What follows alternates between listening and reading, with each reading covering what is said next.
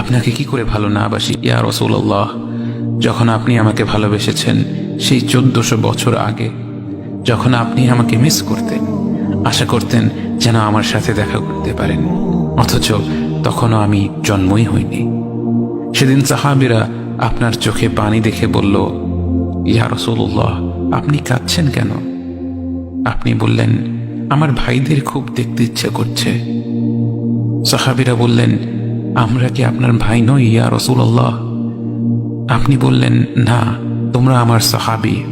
আমার ভাই হলো তারা যারা আমার পরে আসবে এবং আমাকে কখনো না দেখেও তারা আমাকে বিশ্বাস করবে। মৃত্যু শয্যায় শুয়ে আপনার অন্তরে এই চিন্তা ছিল যে আমাদের পরিণতি কি হবে। উম্মতি উম্মতি বলতে বলতে আপনি আপনার রবের নিকট ফিরে গিয়েছেন। আজ আমরা আপনার উম্মতের অংশ। বিশ্বজুড়ে আপাত দৃষ্টিতে আমরা হচ্ছি সবচেয়ে অপদস্থ, নিরুপায়, পরাজিত, লাঞ্ছিত, অথচ বাস্তবে আপনার উম্মতের অংশ হওয়া যে গোটা বিশ্বের সব সম্পদ পাওয়ার চেয়ে মূল্যবান ব্যাপার।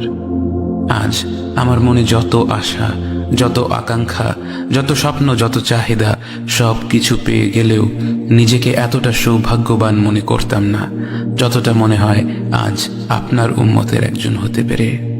কাল হাসরের ময়দানে যখন গোটা মানব জাতি এক নবী থেকে আর এক নবীর কাছে ছুটে যাবে, আল্লাহ যেন বিচার প্রক্রিয়া শুরু করেন এবং প্রতিটি নবী নাফসি নাফসি বলে মানুষকে ফিরিয়ে দিবে।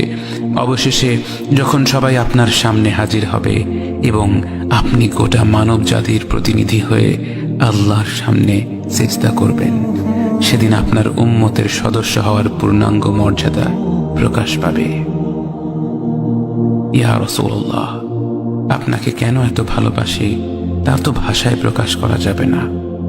তবে যতটুকু ভালোবাসা আপনার প্রাপ্য ততটুকু তো আপনাকে ভালোবাসতে পারি না। কথায় আপনাকে যতটা ভালোবাসি, কাজে তো তেমন করে ভালোবাসতে পারি না। আপনার সুন্নতের অনুসরণ করি ঠিকই, কিন্তু ভিন্ন মতের অনুসারীদের সাথে ঝগড়া না করে থাকতে পারি না। ইবাদতটা নিয়মিত করতে পারলেও এবাদতে আপনার মতো আন্তরিকতা আনতে পারি না। বাহ্যিক বিষয়ে আপনার অনুসরণ করতে পারলেও চারিত্রিক দিক থেকে তো আপনার কাছ থেকে শিক্ষা নিতে পারি না। মুখে আপনার প্রতি সালাওয়াত পেশ করলেও কাজে কর্মে উম্মতে মুহাম্মদ হিসেবে আপনার সম্মানটা রক্ষা করতে পারি না।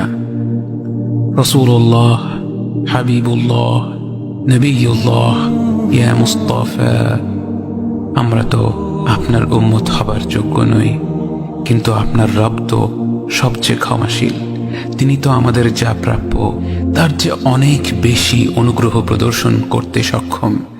আপনি আমাদের যতটুকু ভালোবেসেছেন তিনি তো আমাদের এর চাইতেও বেশি ভালোবাসেন।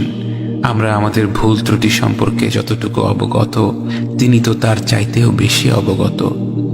আমাদের রবের অনুগ্রহের দিকে তাকিয়ে অন্তরে আপনার প্রতি যতটুকু ভালোবাসা রয়েছে সেই ভালোবাসার দিকে তাকিয়ে আজ বুকে আশা বেঁধে রই, খুব শীঘ্রই আপনার দেখা পাবো ইয়া নবী আল্লাহ।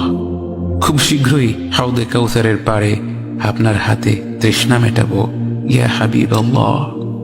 জান্নাতের নির্মল বাগানে অনন্তকালের যাত্রায় আপনার সঙ্গী হয়ে ঘুরে বেড়াবো ইয়া রাসূলুল্লাহ সাল্লাল্লাহু আলাইহি ওয়াসাল্লাম।